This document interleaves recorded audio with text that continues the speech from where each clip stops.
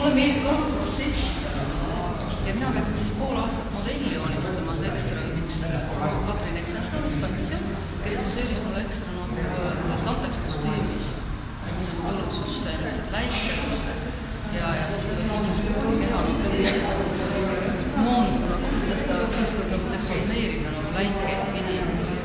Ja siis selle töö nagu skeemi ja need paneelid algselt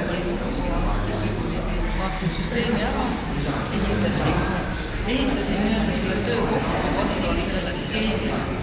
Et ma tervikut tegelikult, ateliis korra vaatasin, tegelikult tervikut sai siin ja teema on uudne, teema on nagu net, võrk ja see on mitmes pidi nagu internet või siis, et see on võrku püütud, et see on nagu püünis ka teistpidi. Huvitav ka, et see koolijoonistus on eksponeeritud ka niisuguses suure töö osana ja mingi niisuguse teise sisulise tähendusega. Ta moodustab uue niisuguse tähendusega välja, et see on väga minu meelest õpetlik vaadata, et ka seda figuurijoonistut on niisuguse põnevas tervikus võimalik esitada. Mina olen niisugune inimene, kes kogu on pärast EKA-t ka kogu joonistan edasi. Käime õpetajate joonistamises ja saab niisugused pikaajalisi ja põhjalikke suuri töid teha. Et mina leian, et minu kunstniku karjääri ja tegevust on väga oluline see joonistamise alus. Et see aitab nii Photoshopis, nii kujunduses, maalis, kollaažis, igal pool.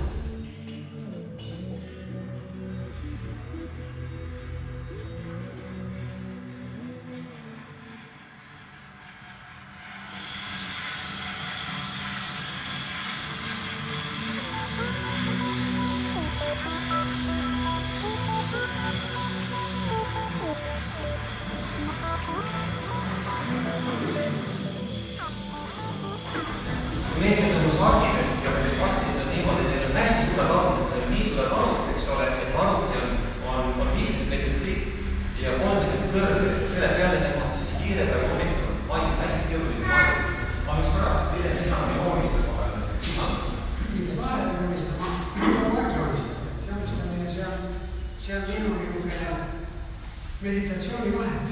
Ma inimesed üks kunstnik õpetas seda, et teed päevast 10 väikest joonistust ja see ei pea mitte midagi rohkem palvetama ega mediteerima, et läbi selle joonistamise ma lähen nagu see on ühenduse viis välja. Ja seal on informatsioon olemas, nii et seesama see võrgu teema, üks on arvuti, inimene, see on kreatiivsem asi. Aga olemas veel suurem võrgu, see on universaalne informatsiooni välja. Ma olen heast seiknud, praegu Kanada, kus olen ma teine siin. Pärast vaatama vaadata, mis ma ainult, mulle nagu see väri annab läbi käe mingisuguse, et siis ma teema massavad hästi väikvad üldse kõik väikesed, sest see info on väike. Siis pärast poisid mul seal teevad arvuti peale, siis midagi tuleb, siis me vaatad sinna, see ingrid on olnud sinna selle õige proportsioonida. Jaa, ongi, panevad plõksti teile kõik kord. Nii et seda arvutit ei tasu üldse, ta on ikkagi keelvahend ja tehnoloogiat inimene on palju tugevam ise. Ta on isegi, ta on jumal osa. Arvuti on tema viis.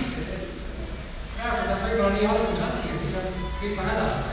Ei tea, jälle midagi seal mingisugune asi valesti.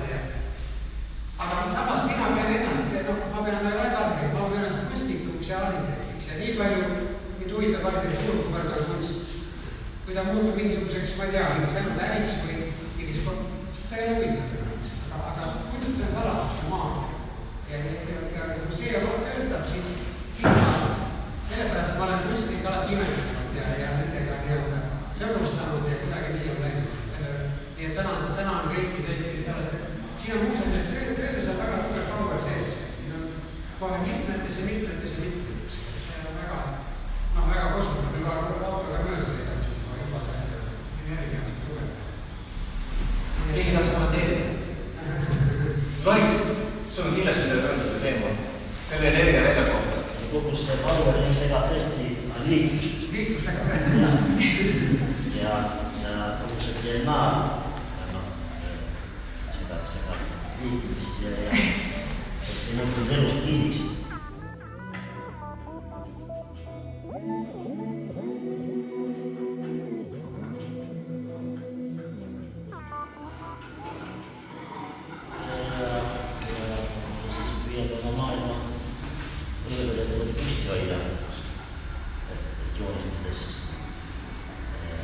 Illusioon, et illusioon niisugust ei ole üldse olemas. See on meie ettekirjutus, see on ühe tätiga, ühe joonega, kogu universumit kirjutada, kui see meile just niimoodi parasjagu tundub või siis nagu keerulistesse positsioonidesse.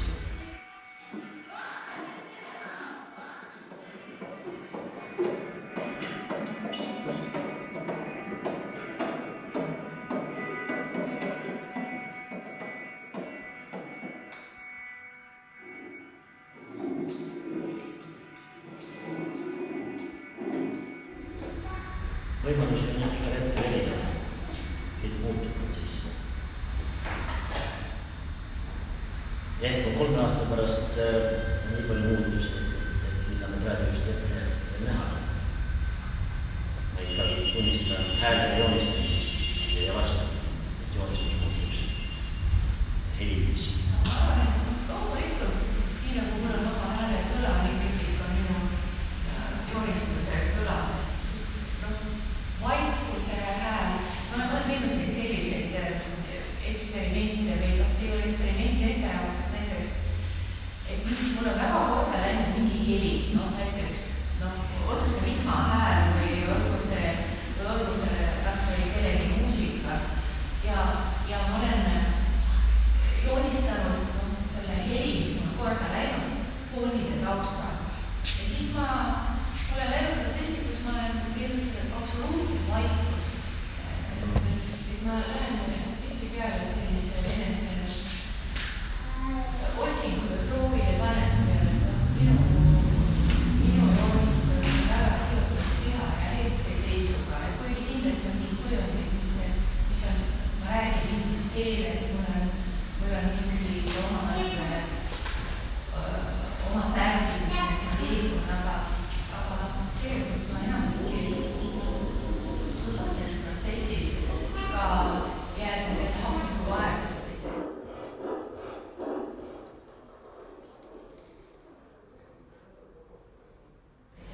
Ma tahaks vahel jõuda protsessis kuhugi välja, aga siis ma olen nõus sellega, et see ei ole võimalik. Ja soodformaat annab mulle väga vahetama olla nii füüsiliselt kui isegi kui diafragmas tõmbab kokku emotsionaalselt või on väga tähtis saada tegelikult kogu aeg on seisu, aga see vabadus ka eksida ja minna lasta ja see kõik on protsessis hästi oluline ja vahel ka väga mitte. See ei ole alati väga magus, et see võib olla vahel üsna valus.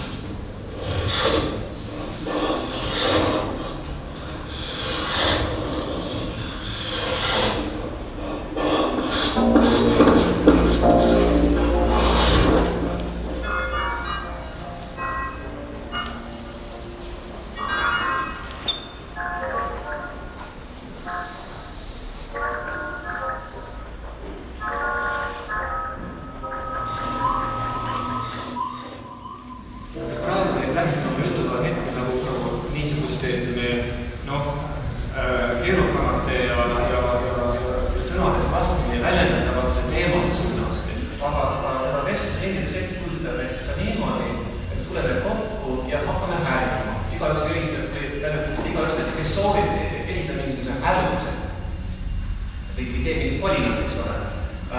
Ja ma arvan, et see võiks olla täiesti võib-olla isegi kohati isegi nauditav kogemus, huvitav.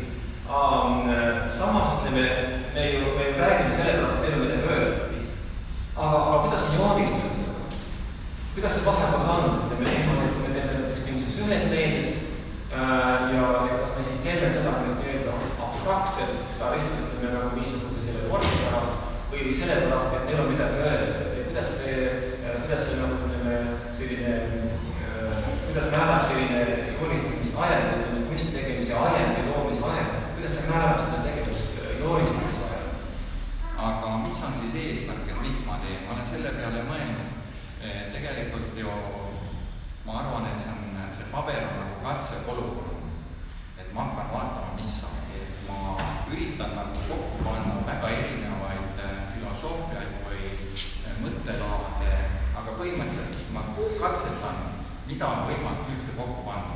Omavahel sobivad, kas sealt selle tulemusena sünnib mingisugune uus asi. See on kõik minu jaoks. Mind ei huvita, kas vaataja paraku vabandab väga, et mida vaataja arvab. Aga ma tegelen oma asjadega. Et joonistamine on üks need võimalusi, kuidas neid sõnu väljendamatud, aga samas ütleme, kas kuskil mingi pakitse pinges või keegi on väga kontrolleerida niimoodi, mis iganes, kui joonistamise teel on võimalik kõik niimoodi läbi kristendada isegi. Oli näiteks Umberto Eco,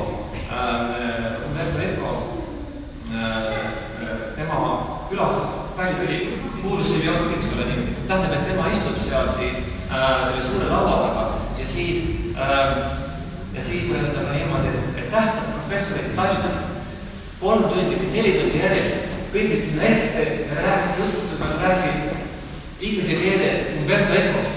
Ja Umberto Eco, kes oli reisist väsinud, lühikeseks ajaks oli Tallinnas, ta istus seal niimoodi ja ta vist oli Ameerikast tulnud, ta oli vist ajavahekaardil, ta istus seal midagi tegi. Ja Daniele Monticelli istus temaga 9. professorit, samuti rääkis pikalt küsinud, mida ta tegi. Ta sähkendas, kogu see vähe tema sähkendas, ühendab niimoodi, sellega tema niimoodi maandas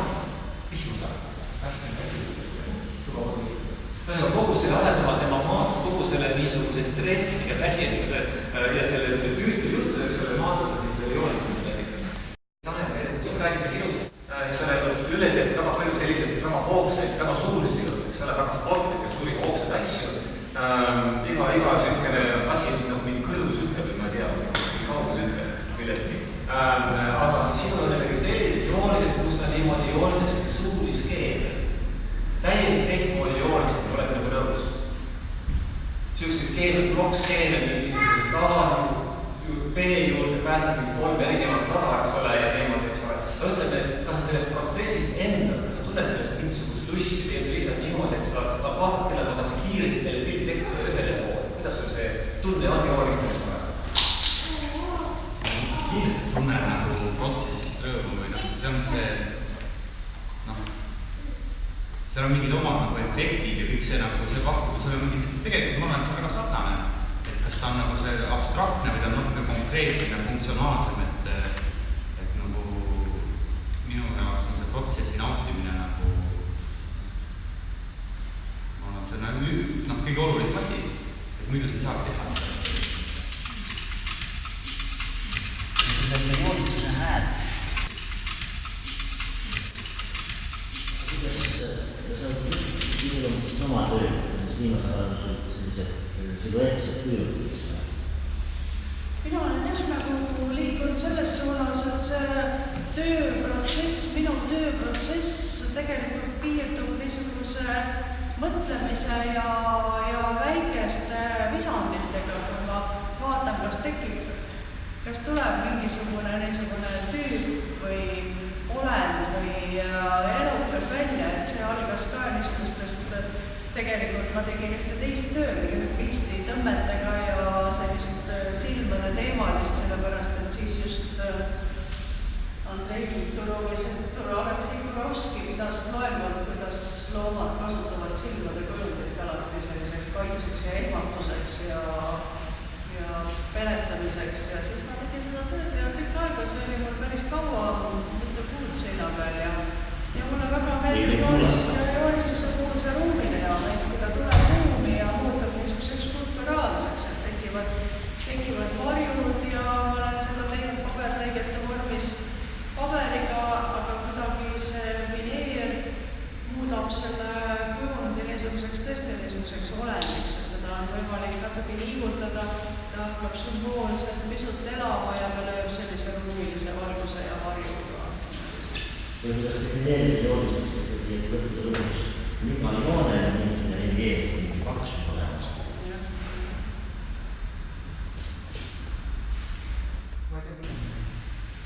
Mulle endale tundub niimoodi, et kunstnikel on ikkagi selline asi, et neil on teatud tegevus, mis annab tulemuse, mis on neil nagu hingumine või nagu jalg, mis tuleb just nimelt, et millega nagu siis lihtsalt ütleme, et ta jätab elades märgi maha. Aga see on mõtestatud märk, see on, ta vahendab neile oma seda kogemust ja jadast aeg-ajalt nagu ütleme nagu filmi 24 kaadrit sekundis, kunstnikud võib-olla siis mõnikord 24 kaadrit ööpäevas, mõnikord et ta siis 1 kaadri nädalas, eks ole niimoodi. Et see on nagu üks selline tegevus. Ja teine on siis see, kui ta valjustab ette mingisugust suurt projekti või näitusetööd, eks ole, et kui sa siis tohutud mõtleb ja vahendab miinel, eks ole niimoodi ja siis see valgpaberi hirm. Kas keegi näiteks tunneb antiid tehes, sketsiraamat, uud lehel pöörad, kas keegi tunneb valge paberi hirm? Näiteks siin oli ennast. See on erinev, mõnikord see tõesti on nii, mõnikord ja vaba tunne. Mõnikord on see tulemus, otse kohe tundub, et nüüd on valmis ja lõplik. Samas hetkel, järgmisel hetkel või järgmise kunstniku puhul võib ta olla lihtsalt alati lõpetamata. No on kroki. See on see protsessi osa, mis võib saada valmis alles siis, kui kunstnik elu lõpetab. Või ta elada sealt veel edasi, oleneb kuidas loodustamaga mängimiseks, kas ta on mõeldud igaveseks säilitamiseks või millal saab see igavik otsa. Ma räägin praegu sellest krokiist. Kui sa teed krokiid, sa mõtled selle peale niimoodi, et see on minu elu testament. Igaüks mõtleb erinevat, igal ajal võib see kundida. Seda ei saa Ma olen nii veel. elu testament ei ole. Ei, no ma See on pigem seda valgepaperi kutse, mitte hirmus. Kas kõik on näinud Tõnis Vindi näitust Kumus? Seal on niimoodi, et seal on palju jooniseid ja mitu märksõna, mida tänaseks on räägitud ja eriti mida Vene rääkis. Meie kultuuriruumis ja selles kunstiseltskonnas need jooned viivad kokku nagu Tõnis Vindi juures natukese, kes on niimoodi, et kogu elu pühendunud just nimelt sellele, et otsida nüüd seda tasandit inimese teaduses, kust võiksid tulla need kunstiimpulsid ja need head ideed, vormistusideed, kujundi-ideed, kõik need ideed, mida kuskil kasutab oma töös. Praegu me tuleme jälle selle juurde, eks ole, on olemas mingisugune sfäär või teaduse tasand või maailm ise, eks ole. Ja inimesed ning kunstnikud siis nagu see meel, mis vahendab neid omavahel siis niimoodi, et siis inimkonda siis nii-öelda selle vaimsmaailma. Minule pigem on alati olnud sõrge mõte, et pilt on vaataja oma. Kunstnik tegi pildi ja ükski kunstnik ei lase pilti käest ära enne, kui ta ei tea, et ta on selle ära lõpetanud. Tähendab, see on ju klassika, et mingisugune kunstnik nagu Degonid näiteks maalis 5 aastat ühte pilti, sest see ei olnud veel valmis, ta kraapis maha, aga sellest otsast peale. Ma arvan, joonistusega on sama, et kunstnik teeb pilti ja teeb see on tema oma. Aga kui tema on selle käest ära pannud näitusele, siis see on vaataja. Ja siis jälle kunstnikud vaja minu arust oma muretseda sellepärast, mis sellest pildist saab. Mari Muts on ka sellest kirjutanud, eks ole, et lase tal minna, et see on minu käest ära läinud see pilt. Ja minu lapsega ta on läinud. Ja siis, kui mina juba tulen näitusele, et sel hetkel, kui ma seda vaatama, see on minu, kõik, kes seda vaatab, ja näeb seal seda, mida tema saab näha. See on selles mõttes just see kunst